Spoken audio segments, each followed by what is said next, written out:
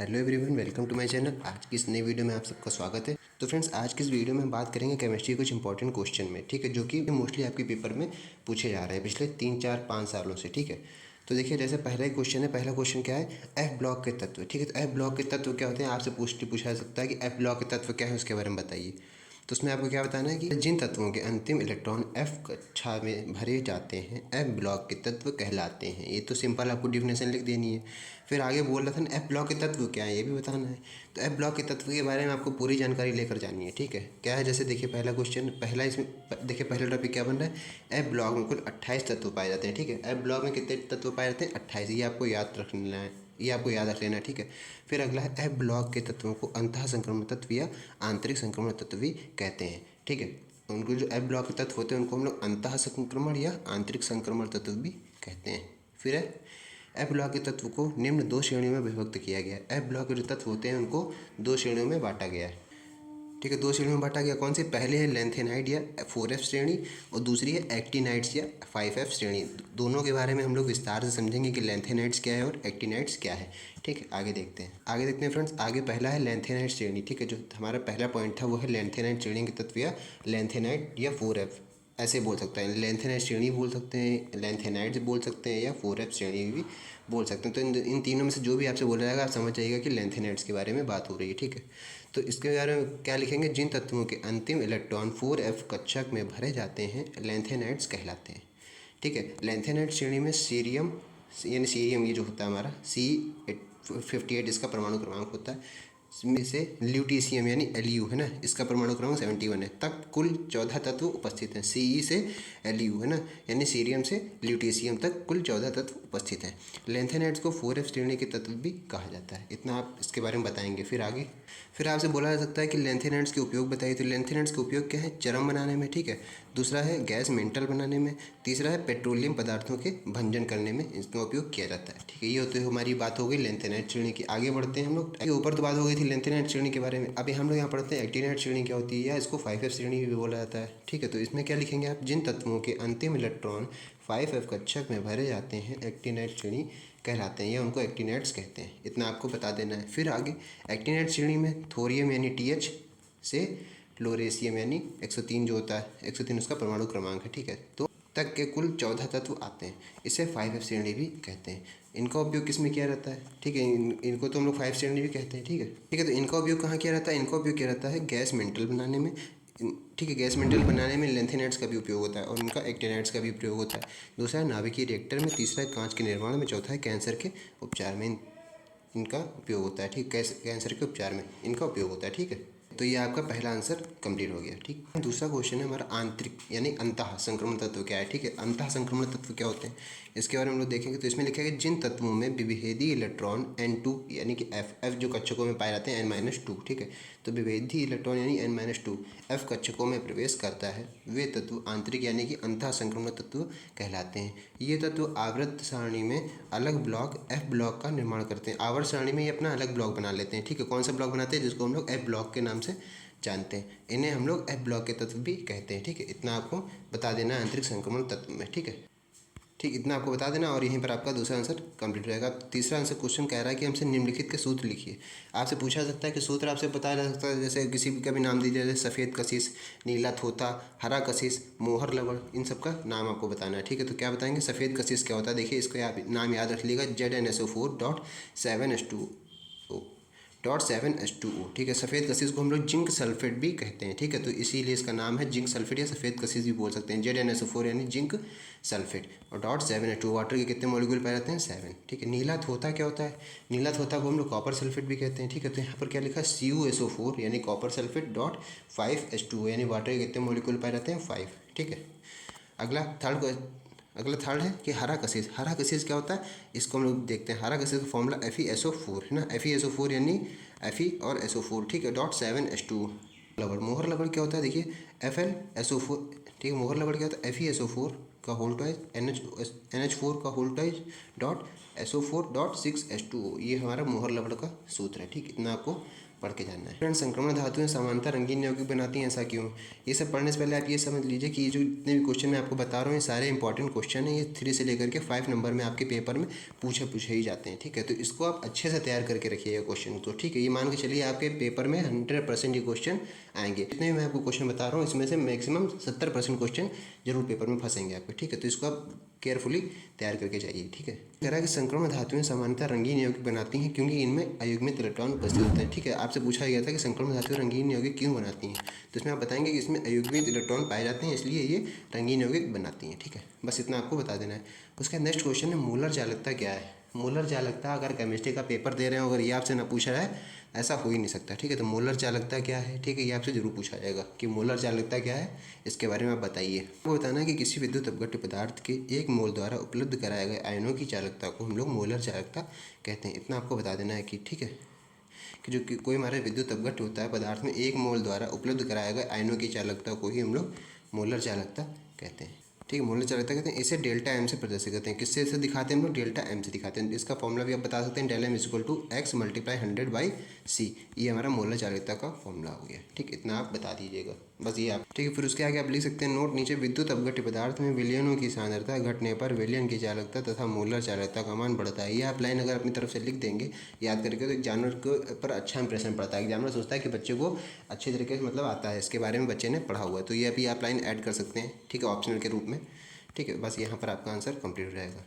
फिर friend next question, electrode विभव पर संक्षिप्त टिप्पणी लिखिए। इलेक्ट्रोड विभव क्या होता है उस पर हमको बताना है। तो यानी कि इसका आंसर है जब किसी धातु की छड़ को उसी धातु के लवण के जलीय विलयन में डुबोया जाता है तो धातु की छड़ और विलयन के मध्य में उत्पन्न होने वाले विभव को ही इलेक्ट्रोड विभव कहते हैं। ठीक है, इलेक्ट्रोड विभव को ई से प्रदर्शित करते हैं। मतलब ये कह रहे हैं कि जब किसी धातु की छड़ को, हमने धातु की छड़ ली, ठीक है, उसका विलयन लिया और उसके विलयन के लवण में उसी छड़ को जब हम डुबो रहे हैं तो क्या होता है, धातु की छड़ और विलयन के मध्य में उत्पन्न होने वाले विभव को हम लोग इलेक्ट्रोड विभव कहते हैं। ठीक है, इतना बता सकते। तो फिर फ्रेंड वैद्युत रासायनिक श्रेणी में एल्युमिनियम हाइड्रोजन से ऊपर है किंतु यह वायु और जल में स्थायी है, ऐसा क्यों है? ठीक है, रीजन बताओ, मैं आपसे पूछा सकता है, कारण बताओ। तो इसमें आप सिंपल से लिखते हैं कि यद्यपि विद्युत रासायनिक श्रेणी में एल्युमिनियम हाइड्रोजन से ऊपर है किंतु यह वायु और जल में स्थायी है। ठीक है, क्योंकि गर्म जल या जलवायु के साथ उच्च ताप पर क्रिया करता है, साधारण ताप पर जल के साथ इसकी क्रिया मंद होती है। आपको बता देना बस। ठीक है, इतना आपका आंसर कंप्लीट हो जाएगा। उसके बाद फ्रेंड्स अगला क्वेश्चन है विशिष्ट चालकता से क्या तात्पर्य, इसका मात्रक क्या? आपसे पूछा सकता है विशिष्ट चालकता है, इसको बताइए। ठीक है, इसको परिभाषित कीजिए। तो इसमें आपको सिंपल लिख देना है किसी चालक के विशिष्ट प्रतिरोध के व्युत्क्रम को ही उस चालक की विशिष्ट चालकता या केवल चालकता भी कहते हैं। ठीक है, इसे ग्रीक अक्षर के यानी कप्पा से हम लोग प्रदर्शित करते हैं, जिसका फॉर्मूला नीचे लिखा हुआ है। ठीक है, जिसका सूत्र नीचे लिखा हुआ है क्या है, K = 1/r। आर से क्या होता है, रिवर्स, यानी कि किसी ऊपर बताया था ना, यहाँ देखिए विशिष्ट प्रतिरोध के व्युत्क्रम को, ये विशिष्ट प्रतिरोध होता है, उसको हम लोग व्युत्क्रम यानी कि उल्टा कर दिया 1/r, तो उसी को हम लोग क्या कहते हैं, विशिष्ट चालकता। ठीक, इतना आपको बता देना है। मोस्टली 5 नंबर में या 3 नंबर में भी पूछा जाएगा ये क्वेश्चन आपसे। ठीक है, तो इसको आप अच्छे से तैयार करके जाइएगा।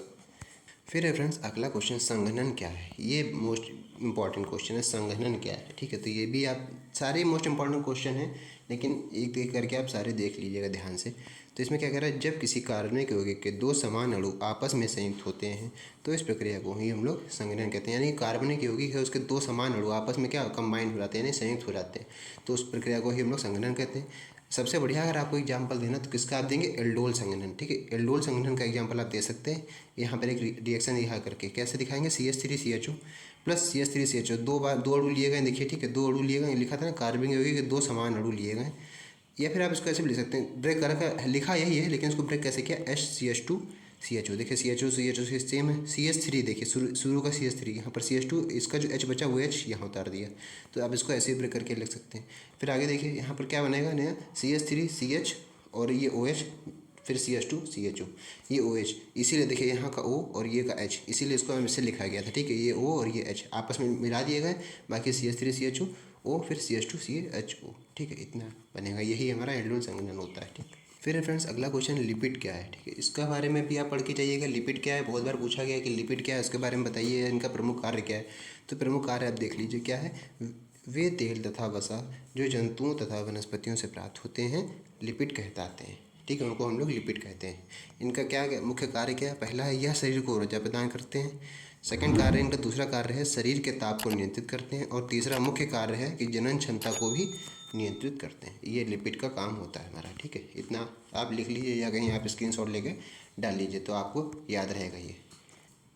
फिर है फ्रेंड्स राउल्ट का नियम, ठीक है। राउल्ट हमारे वैज्ञानिक थे, उनका इन्होंने एक नियम दिया था। क्या दिया था? राउल्ट का वाष्प दाब अवनमन नियम लिखिए, इसकी सीमाएं भी लिखिए। राउल्ट ने हमारा जो नियम दिया था वो वाष्प दाब के ऊपर दिया था, ठीक है। तो उसका क्या नियम है, उनकी और क्या सीमाएं हैं, ये भी हमको बताएंगे आपको, ठीक है। तो ये भी आपको बताना पड़ेगा कि सीमाएं क्या होती हैं। तो पहले आप नियम बता दीजिए क्या होता है राउल्ट का नियम। इस नियम के अनुसार किसी विलयन के वाष्प दाब का आपेक्षिक अवनमन विलेय पदार्थ के मोल प्रवाह के बराबर होता है। ये हमारा राउल्ट का नियम कहता है, ठीक है। क्या कह रहा है कि किसी विलयन का जो वाष्प दाब है उसका अपेक्षिक अवनमन विलेय पदार्थ के मोल प्रभाज के बराबर होता है। यानी कि आप इस तरह से लिखेंगे, इधर वाले मोल ये लिखा देखे P minus P S upon P is equal to N1 upon N1 plus N2। ये सूत्र है, इसको आप कहीं लिख सकते हैं, ठीक है। फिर आप संकेत बताना है, क्योंकि आपने जो लिखा हुआ है संकेत भी बतानी है आपको। तो जहाँ पी क्या है, विलायक का वाष्प दाब है। ये जो केवल पी आप देख रहे हैं वो विलायक का वाष्प दाब है।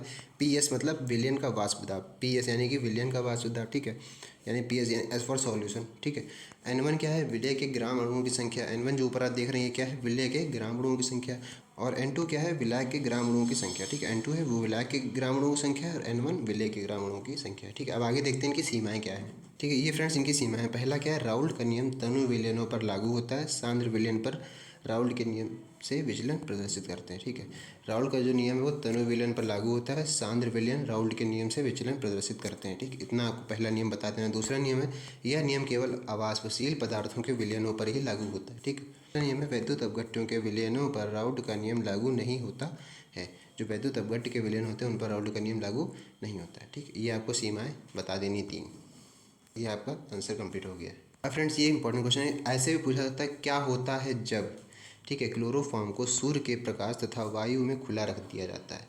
ऐसे भी आपसे पूछा सकता है, बहुत क्वेश्चन पूछाते हैं केमिस्ट्री में, क्या होता है जब या कैसे प्राप्त करोगे। तो इस पर भी मैं एक वीडियो भी बनाऊंगा, ठीक है। तो ये भी आपसे पूछाता है कि क्या होता है जब, तो आप इसमें बताएंगे कि जब क्लोरोफॉर्म सूर्य के प्रकाश की उपस्थिति में वायु से क्रिया करके विषैली फास्फीन गैस बनाता है, ठीक है। विषैली कौन सी गैस बनाता है, फास्फीन गैस बनाता है। तो कैसे रिएक्शन बनाएंगे, देखो CH Cl3 यानी दिखाएंगे आप क्लोरोफॉर्म, ठीक है, प्लस O यानी कि ऑक्सीजन के दिखाए, सूर्य का प्रकाश तथा वायु में खुला रखा जा रहा है। तो वायु में खुला रखा जा रहा है, ऑक्सीजन वायु यानी कि वायु में ऑक्सीजन होगी, क्लोरोफॉर्म और खुला रखा जा रहा है, ठीक है। तो यहाँ पर क्या बन रही है, फास्फीन गैस बन रही है। देखिए CH Cl3 था, यहाँ से क्या होगा, ऑक्सीजन से क्रिया करके क्या बना देगा, COCl2। यहाँ से क्या बचेगा, H और Cl, इधर का Cl बचा तो क्या बन जाएगा, HCl, ठीक है। यानी कि हाइड्रोक्लोरिक गैस बनेगी और बाकी ये फास्फीन बनेगा। इतना आप दिखा सकते हैं रिएक्शन में, ठीक है फ्रेंड्स। नेक्स्ट क्वेश्चन, मानव शरीर के लिए कैल्शियम तथा आयरन का महत्व लिखिए। मानव शरीर में कैल्शियम और आयरन का क्या महत्व है बताइए।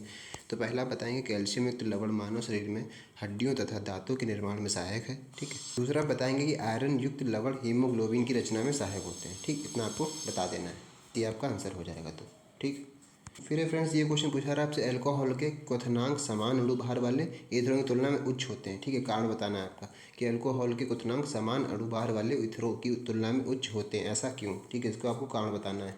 तो इसमें आप क्या बताएंगे कि अल्कोहलों के अणुओं के मध्य में हाइड्रोजन बंध उपस्थित होता है, जिसके कारण इसके अणु मजबूती से एक जालक के रूप में बंधे रहते हैं। फिर उसके आगे बताएंगे, जिसे तोड़ने के लिए अधिक ताप की आवश्यकता होती है, जबकि ईथरों में हाइड्रोजन बंध नहीं पाया जाता है, इसीलिए अल्कोहल के क्वथनांक समान अणु भार वाले ईथरों की तुलना में उच्च होते हैं। तो अगर आपसे इतना पूछा जा रहा है तो बस आपको इतनी सी थ्योरी लिख देनी है, ठीक है। बस आपका ये समझ लीजिए, अगर पूछा जाएगा तो 5 नंबर में क्वेश्चन पूछा जाएगा। तो फ्रेंड बस ये जितने इंपॉर्टेंट क्वेश्चन थे मैंने इस वीडियो में आपको बता दिए, ठीक है फ्रेंड। तो बस आई होप आपको ये वीडियो अच्छा लगा होगा। अगर वीडियो अच्छा लगा हो तो वीडियो को लाइक कीजिएगा और सब्सक्राइब नए तो चैनल को एक बार सब्सक्राइब कीजिएगा और इस वीडियो को आगे भी अपने फ्रेंड्स में भी शेयर कीजिएगा ताकि उनकी भी हेल्प हो सके, ठीक है। तो फ्रेंड्स बस आज की वीडियो में इतना ही, मिलते हैं नेक्स्ट वीडियो में, तब तक के लिए जय हिंद।